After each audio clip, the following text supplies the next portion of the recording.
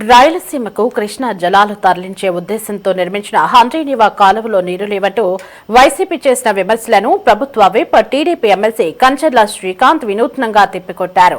హంద్రీనీవా కాలువలోకి దిగి ఈత కొట్టి మరీ విపక్ష పార్టీ ఆరోపణలకు కౌంటర్ ఇచ్చారు. కాలువలో నీరు పుష్కలంగా ప్రవహిస్తున్నాయని, వైసీపీ కావాలనే అసత్యపు ప్రచారాలు చేస్తూ ప్రజలను తప్పుదోవ పట్టిస్తుందని ఈ సందర్భంగా ఎమ్మెల్సీ ఆరోపించారు.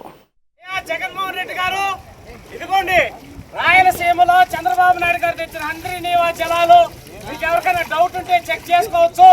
రండి, వస్తే మిమ్మల్ని కూడా ముంచి ఈ నీళ్ళలో కాదు చూపిస్తాం. చంద్రబాబు నాయుడు గారు 3700 కోట్లు పెట్టి హంద్రీనీవా ద్వారా రాయలసీమ కృష్ణా జలాలు తీసుకొచ్చారు.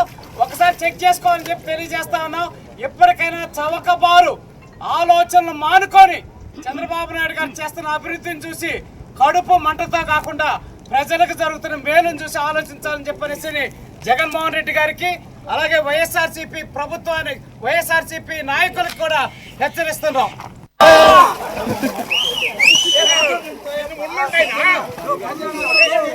9 ఎన్నికల్లో మీకు గుండు సున్నా ఇచ్చేటటువంటి పరిస్థితి ఉందని హెచ్చరిస్తా ఉన్నాం.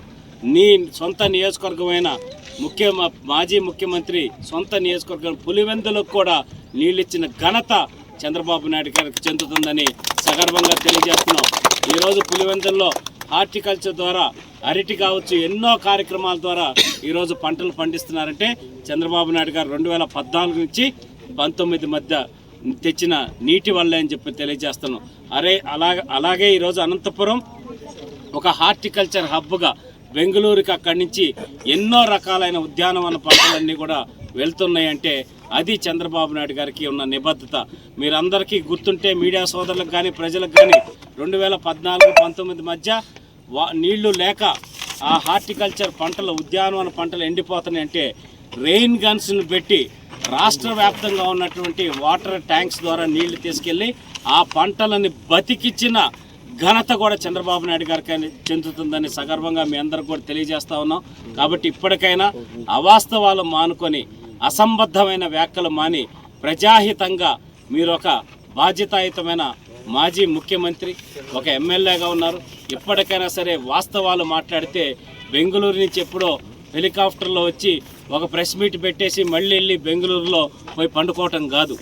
75 సంవత్సరాల వయసులో ఈ రాష్ట్రం కోసం, తనను నమ్మి ఓటు వేసిన ప్రజల కోసం, రైతుల కోసం, మహిళల కోసం, యువత కోసం ఎన్ని రకాల కార్యక్రమాలు చంద్రబాబు నాయుడు గారు చేస్తున్నారనే సంగతి గుర్తుపెట్టుకోండి. జగన్మోహన్ రెడ్డి గారు, మిమ్మల్ని ప్రజలే మళ్ళీ కూడా బుద్ధి చెప్పేటటువంటి పరిస్థితులు దగ్గరలో ఉన్నాయని తెలియజేసుకుంటూ వాళ్ళ నాయకులు ఏ విధంగా మాట్లాడుతున్నారో మనం చూస్తా ఉన్నాం. నిన్న అంబటి రాంబాబు మాజీ మంత్రి, సీనియర్ నాయకుడు, 75 సంవత్సరాలు వయసు ఉండి ఈ రాష్ట్రం కోసం కష్టపడుతున్న చంద్రబాబు నాయుడు గారి మీద వాళ్ళ తల్లిని అవమానపరిచే విధంగా ఎంత అసహ్యంగా మాట్లాడారో మనం అందరం చూస్తూ ఉన్నాం. సొంత బాబాయిని చంపిన నీ ఆలోచన విధానం ఏంటనేది ప్రజలు గమనిస్తూ ఉన్నారని చెప్పి తెలియజేసుకుంటూ, ఇటువంటి మాటలు మాట్లాడితే మళ్ళీ కూటమి ప్రభుత్వం ఊరుకోదు అని చెప్పి హెచ్చరిస్తూ ఈరోజు కుప్పం నియోజకవర్గంలో మేము చూపిస్తున్నాం. ఆ రోజు మా నీళ్లు వదిలితే హంద్రీనీవా ద్వారా నీళ్లు వచ్చినాయా లేదా అని చెప్పి చాలామంది మాట్లాడారు. ఎవరన్నా డౌట్ ఉంటే వైఎస్ఆర్సీపీ నాయకులు రావచ్చు. ఆ చెరువుల్లో ముంచి 5 నిమిషాలు ఉంచితే మీకు అర్థమవుద్ది కుప్పం నియోజకవర్గంలో హంద్రీనీవా నీళ్ళలో చెరువులు నిండినాయా లేదని చెప్పనేసి.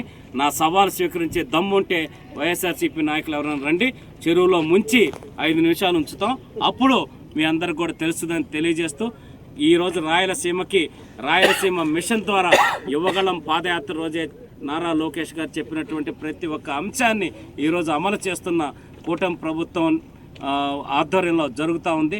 ఇవన్నీ కూడా ప్రజలందరూ గమనిస్తున్నారు.